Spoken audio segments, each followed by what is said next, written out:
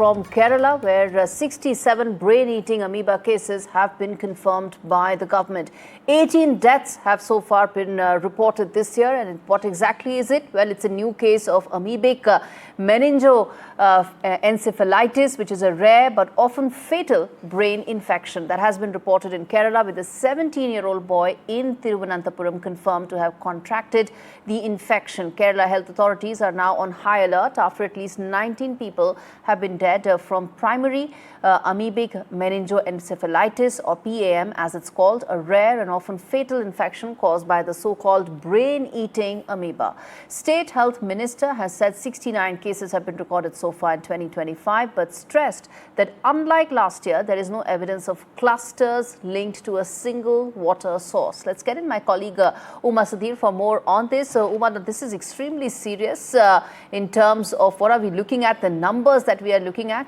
Walk us through what exactly is the government saying about it, the health advisory that they've issued, and the steps that they're taking from here on. So the Kerala government has declared a health alert after this outbreak of this disease and the sudden increase in the numbers.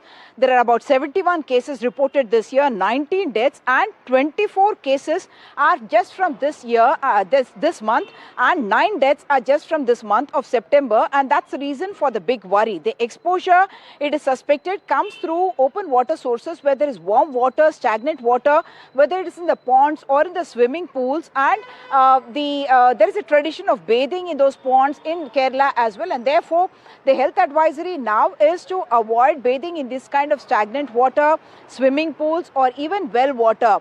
The worrying aspect this time is that earlier we used to talk about clusters coming from a single water source, but now because sporadic cases have been reported from at least 4 districts, you're talking about Kozhikode, Malappuram, Palakkad, and now Thiruvananthapuram also reporting a fresh case, and therefore the worry is that the transmission mode of this amoeba may have actually changed. Like you mentioned, primary amoebic meningoencephalitis is something that comes from an amoeba that enters the body through the nose. No person-to-person transmission is known as of now, but it enters through the nose and goes to the brain, where it starts eating the brain. Very flu-like symptoms that it shows, but people are coming in when it gets a little later, and then it becomes very difficult to save the person, because world over the survival rate is only about 4% that's reported. Veena George, the health minister, has in fact said that in Kerala we are having a 24% survival rate because we are catching the disease early because of the surveillance mechanisms that we have put in place.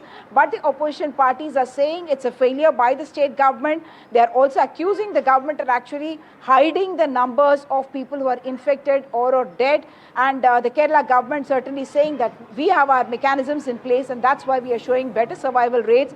But they're working with the National Center for Disease Control to do epidemiological studies to find out where exactly the virus is spreading and how this time round.